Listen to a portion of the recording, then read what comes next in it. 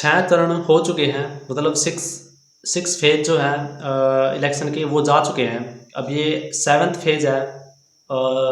1 जून को, मतलब 1 जून को एक लास्ट का फेज है, लास्ट का चरण है। इसके बाद 4 जून को जो रिजल्ट है वो डिक्लेयर कर देंगे, यानी रिजल्ट को घोषित कर देंगे। तो मतलब 6 चरण जा चुके हैं। इन 6 चरणों में क्या कुछ हुआ, कहीं पे जैसे ही पहला चरण हुआ 19 तारीख को, 19 अप्रैल को पहला चरण हुआ, वहाँ पे मशीन जो है मशीनों को तोड़ दिया गया। वहाँ पर गुंडे घुस गए मणिपुर में, ईवीएम को तोड़ दिया और उसको जला दिया। और उसके बाद फिर जैसे सूरत में, गुजरात के सूरत में कांड हुआ, कैसे कांग्रेस का जो कैंडिडेट था उसका नॉमिनेशन फाइल जो है वो रद्द कर दिया। उसके बाद फिर इंदौर में हुआ, इंदौर में भी कुछ ऐसा हुआ। इंदौर में कांग्रेस का जो कैंडिडेट था उसने अपना रिजाइन कर दिया, नॉमिनेशन फाइल है जो वो वापस ले लिया और सीधा जाके बीजेपी में शामिल हो गया। और उसके बाद इतने सारी घटनाएं हुई, बीजेपी के नाटक चले, बीजेपी दहाड़ी, रोई। और मतलब वो इमोशनल इंटरव्यू था जो नरेंद्र मोदी का वाराणसी से, कि वो रो रहे थे, फिर बोल रहे थे कि मैं तो नॉन बायोलॉजिकल हूँ। इस तरह के अजीबोगरीब इंटरव्यू दे रहे थे, भाषा बोल रहे थे। और जो अमित शाह भी रो रहे थे, अमित शाह रो रहे थे। और वो खुद भी बोल रहे थे कि मतलब जब उनसे किसी जर्नलिस्ट ने, गोदी मीडिया के जर्नलिस्ट ने जब उनसे पूछा कि अगर आपको 272 सीट से ज़्यादा अगर सीट नहीं मिलती है तो आप क्या करेंगे, तो वो पलट के जवाब देते हैं कि हमने इतना कुछ किया, किसानों को हर साल 6,000 रुपये देते हैं। और उन और भी बोल रहे थे कि मतलब हमने डेवलपमेंट में इतना किया, इतना, मतलब बहुत सारे उन्होंने काम गिनाए थे। और अब जब ये 4-5 चरण, मतलब 6 चरण जा चुके हैं, और इन 6 चरणों में 20 तारीख के बाद 21 तारीख, मतलब जो 20 तारीख का जो 5वां चरण गया है, मतलब 5th फेज गया है, उसके बाद 21 तारीख का जो पीएम मोदी का भाषण है, उसमें पीएम नरेंद्र मोदी बोल रहे हैं कि आपका मतलब जो ये सरकार आएगी गठबंधन की, या फिर विपक्ष जो आएगा सत्ता में यानी सरकार में, तो वो बोल रहे हैं कि नरेंद्र मोदी का भाषण है कि वो कह रहे हैं कि नरेंद्र मोदी ये कह रहे हैं कि धर्म के आधार पर, मतलब आप एससी एसटी और ओबीसी का आरक्षण छीन करके धर्म के आधार पर ये बांट देंगे इसको, और बोधी और जिहादी लोगों को बांट देंगे, उनमें बांट देंगे आरक्षण को। एससी एसटी ओबीसी का आरक्षण धर्म के आधार पर आपसे छीन करके वोट जिहाद वालों को देना चाहते हैं। Here we go. संविधान कभी इसकी इजाजत नहीं देता, इसलिए ये संविधान बदलना चाहते। मतलब इस तरह के अजीबोगरीब इंटरव्यू, अजीबोगरीब भाषण दे रहे हैं और भड़काने की कोशिश कर रहे हैं, लोगों को डरा भी रहे हैं, भड़का भी रहे हैं। और हेट स्पीच बोल सकते हैं इसको हम, कि हेट स्पीच दे रहे हैं। वो धर्म का नाम ले रहे हैं, धर्म का नाम लेकर के चुनाव प्रचार कर रहे हैं, धर्म का नाम लेकर के चुनाव प्रचार कर रहे हैं। और अमित शाह का पंजाब से ही भाषण है, वो बोल रहे हैं कि जैसे ही 4 जून को रिजल्ट घोषित होगा और हमारी सरकार आएगी, वो डरा रहे हैं।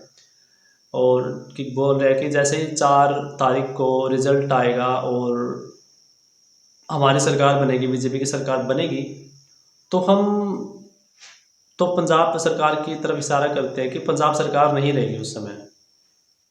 पंजाब में इस चुनाव में आप कुछ साथी भेज दीजिए, मैं बताता हूं ये भगवंत मान की सरकार यहां भाजपा के विजय के बाद लंबा चलने वाली नहीं है, लंबा चलने वाली नहीं है। कह रहे ने डॉक्टर भीमराव अंबेडकर, उनकी आत्मा तड़पती होगी, उन्होंने सोचा नहीं होगा कि एक मुख्यमंत्री दिल्ली का जेल में भी मुख्यमंत्री है, इस्तीफा नहीं दिया। मैंने कहा बाबा साहब अंबेडकर की आत्मा उस वक्त बहुत तड़पती होगी, उन्होंने भी सोचा नहीं होगा कि एक तड़ी पार देश का गृह मंत्री बन जाएगा। अपनी पीढ़ी थले सोटा फेरो पहला ਕਿਹੜੇ ਕਾਨੂੰਨ 'ਚ ਲਿਖਿਆ ਕਿ ਅਸਤੀਫਾ ਦੇਣਾ ਹੈ। ਇਹ ਤਾਂ ਚਾਹੁੰਦੇ ਆ ਤਾਂ ਕਿਸੇ ਨੂੰ ਵੀ ਮੈਨੂੰ ਫੜ ਕੇ ਅੰਦਰ ਕਰ ਦੇਣਗੇ, ਅਸਤੀਫਾ ਦੇ ਦੇ। ਕਿਉਂ ਬਈ ਕੋਈ ਆਰੋਪ ਲੱਗੇ ਨੇ, ਦੋਸ਼ ਥੋੜੀ ਸਾਬਤ ਹੋਏ ਨੇ। ਚਲਾ ਸਕਦੇ ਆ, ਦਿੱਲੀ ਦੀ ਸਰਕਾਰ ਚੱਲੂਗੀ, ਜੇਲ੍ਹ 'ਚੋਂ ਚੱਲੂਗੀ। ਬਸ ਇਹਨਾਂ ਨੂੰ ਇਹੀ ਦੁੱਖ ਹੈ ਭਗਵੰਤ ਮਾਨ ਜੇਲ੍ਹ 'ਚ ਕਿਉਂ ਮਿਲਣ ਚਲਾ ਗਿਆ। आप आम आदमी की सरकार वो नहीं रहेगी, वे एक हिसाब से धमकी दे रहे हैं, क्योंकि सीएम केजरीवाल है, उनको भी अंदर कर रखा, मतलब उनको भी गिरफ्तार कर लिया था। और उधर हेमंत सोरेन भी हैं। और कोरोना के टाइम में, स्पेशली कोरोना के टाइम में मध्य प्रदेश की जो सरकार है उसको गिरा दिया था। उसके जो एमएलए हैं, कांग्रेस के जो एमएलए, उनको खरीद करके, क्योंकि उस समय ना WHO ने ना चेतावनी दी थी भारत को, मतलब सबको ही दी थी, ये जो कोरोना आ रहा है, ये आ चुका है लगभग, तो इससे ना बचने के तरीके हैं। और इससे बचने के तरीके हैं, ये इस तरह के गाइडलाइन जारी करी थी उन्होंने। तो उसको हमारे प्रधानमंत्री मोदी ने माना नहीं था। और अपनी सरकार बनाने के लिए जहाँ पर भी उनको लगा था कि हम यहाँ पे अपनी सरकार बना सकते हैं खरीद फरोख्त करके एमएलएज को, तो वहाँ पे उन्होंने पैसे खर्च करे और अपनी सरकार बना ली। और मार्च में जब ये लगा कि ना कि ये कोरोना बेकाबू हो गया है, तब उन्होंने जा करके मंदिर वगैरह जो भीड़ भाड़ के जो प्लेसेस है, जो भी ये जगह है, उनको बंद कर दिया कि क्या भीड़ भाड़ वाले जो इलाके हैं, जो भीड़ भाड़ वाली जो जगह है, जैसे मंदिर हो गया, चर्च हो गया और मस्जिद होगी, इनको इन पर नहीं जाना, आपको इनको बंद रखना है, और क्योंकि ये कोरोना जो फैल सकता है। तो उस समय उन्होंने ना आम जनता की चिंता ना करके अपनी चिंता करें कि हमारी सरकार कहाँ पे बननी चाहिए और हम किसकी सरकार को गिरा सकते हैं, किसकी सरकार हमें गिरानी चाहिए। क्योंकि इनके पास पैसे तो पहले भी थे, बहुत ज़्यादा पैसे पहले भी थे 2020 में। अब की बात तो इनके पास और भी ज़्यादा पैसे हो रहे हैं, 13,000 के आसपास, मतलब 12,930 करोड़ इनके पास पैसा है। इनमें से यूज भी कर रहे हैं, जहाँ चाहे वो सरकार गिरा सकते हैं। तो मतलब एक तरफ से जो ये अमित शाह ये रो रहे थे कुछ दिन पहले, जो नरेंद्र मोदी वो रो रहे थे, और अमित शाह भी ये भी रो ही रहे थे, क्योंकि इनका भी इमोशनल इंटरव्यू था। किसान है, किसानों की बात कर रहे थे कि हमने किसानों को साल के 6,000 रुपये दिए हैं, और हम उनको 6,000 रुपये साल के देते हैं। वैसे 6,000 रुपये साल में कुछ नहीं होते, 500 रुपये महीना होता है, और वो कुछ नहीं होता है, 500 रुपये महीने में कुछ होता ही नहीं। और MSP तो इन्होंने दी नहीं। वो 4 फसल है, वो भी उड़द की और कपास की, और दो फसलें और थी। दालों पर और कपास की फसलों पर इन्होंने MSP दिया, और कपास की फसल पे तो MSP पहले दे रखी थी इन्होंने। तो ये तो अलग से बस उनको जोड़ रहे हैं, एक जो अलग फसल को जिस पर पहले दे रखी है MSP। और किसानों पर इन्होंने इतना सारा अत्याचार किया है, उनको 2021 में उनको अंदर नहीं आने दिया, दिल्ली में आने दिया। उनको उस समय भी आतंकवादी बोल रहे थे। और अब जब कुछ दिन पहले, अब जैसे 4-5 महीने पहले, तो वो धरना प्रदर्शन कर रहे थे और आंदोलन कर रहे थे, तब भी उनको आतंकवादी बोल दिया गया था। अभी कुछ समय पहले तरह तरह के हथियार, ड्रोन से बम फेंक रहे थे, और जो किसान वो घायल हो रहे थे। एक किसान की तो मौत भी हो गई थी, और बहुत से किसानों को घायल हो गए थे, उनके शरीर में छर्रे हैं जो वो लगे हुए थे, पैलेट बुलेट वो लगी हुई थी। और एक की तो पुलिस की गोली से मौत भी हो गई थी। और उस समय कितना मतलब माहौल ख़राब किया गया जो गोदी मीडिया उसकी तरफ से किसानों के प्रति। जो सरकार है वो सरकार सुन नहीं रही थी किसानों की, मतलब किसानों की वो बात सुन नहीं रही थी। और गोदी मीडिया ने एक तो न्यूज़ भी चला दी थी कि किसानों को रोकने के लिए जो बड़े बड़े यंत्र है, सिस्टम है, जिससे कि एक दिशा में आवाज़ छोड़ेंगे, किस तरह की आवाज़, मतलब बड़े बड़े सिस्टम है, आवाज़ छोड़ेंगे 120 या फिर 120 डेसिबल की आवाज़ छोड़ेंगे, जिससे कि मतलब जो भीड़ है, जो आंदोलनकारी है, वो तितर बितर हो जाए। मतलब जो 120 से ज़्यादा, मतलब 120 डेसिबल से ज़्यादा की आवाज़ है ना, वो कानों में खून ला देती है, पागल कर देती है किसी को भी।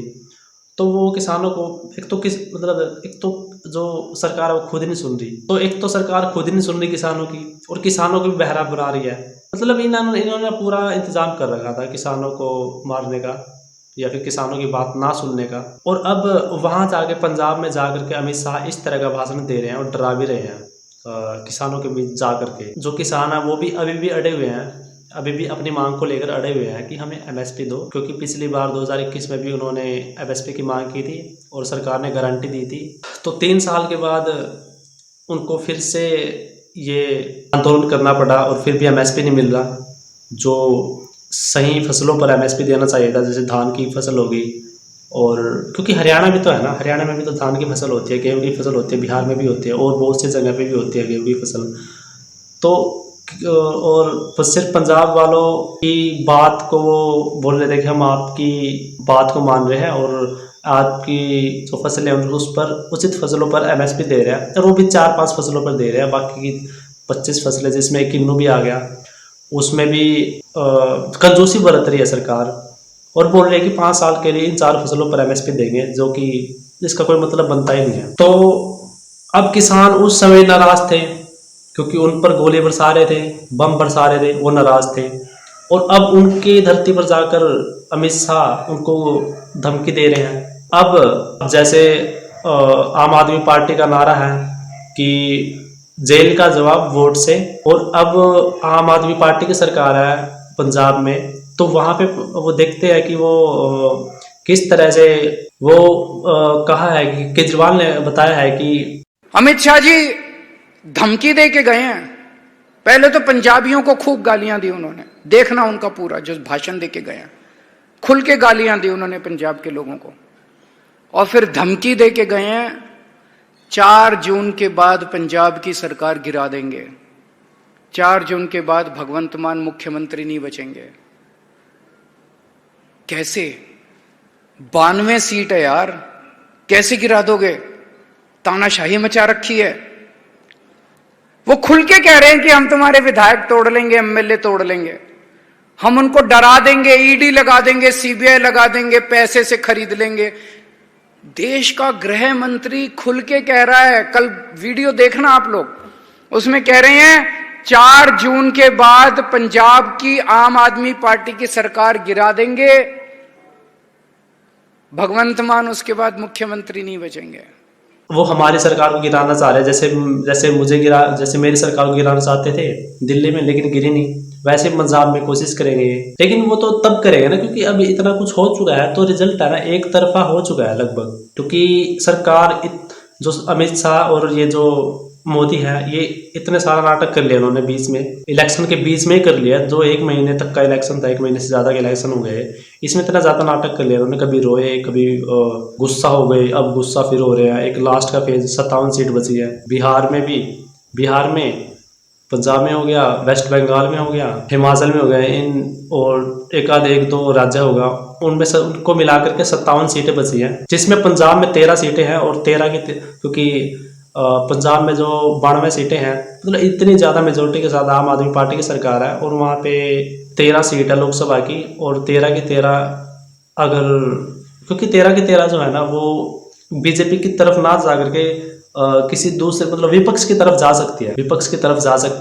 विपक्ष में गठबंधन हो गया, बीएसपी, एएसपी, ये जो पार्टीज हैं ये हो गई। तो बीजेपी लगभग हार चुकी है और इस तरह से वो जनता को भी डरा रही है क्योंकि उनकी चुनी सरकार को गिराने की कोशिश कर रही है, वो भी इतने अजीबोगरीब भाषण दे करके। और दिल्ली में तो जब भी आंदोलन होता है तो सबसे पहले तो अमित शाह जो गृह मंत्री, 2021 में भी वही गृह मंत्री थे, और उनकी ही मतलब गृह मंत्री जो अमित शाह गृह मंत्री, उनकी पुलिस थे जो कि लाठीचार्ज कर रही थी किसानों पर। अब देखते हैं किसान इस तरह से जो भाषण चल रहे हैं उनको किस तरह से लेते हैं, किस तरह से वो वोटिंग करते हैं, मतलब बीजेपी को वोटिंग करते हैं या फिर विपक्ष को वोटिंग करते हैं। तो जनता के हाथ में है वोटिंग करना कि किसको करेंगे। ये 4 जून को पता चल जाएगा कि रिजल्ट कैसा होगा। फिलहाल के लिए हमारे पास 1 तारीख है, 1 जून है, 1 जून को वोटिंग होनी है। पंजाब में 13 सीटें हैं, 13 की 13 सीटें विपक्ष में जाती हैं या फिर बीजेपी को 1-2 मिलती हैं, या फिर 1-2 भी नहीं मिलती, 13 की 13 विपक्ष में जाती हैं। ये देखेंगे 4 जून को। 4 जून के लिए खुश रहिए भाई।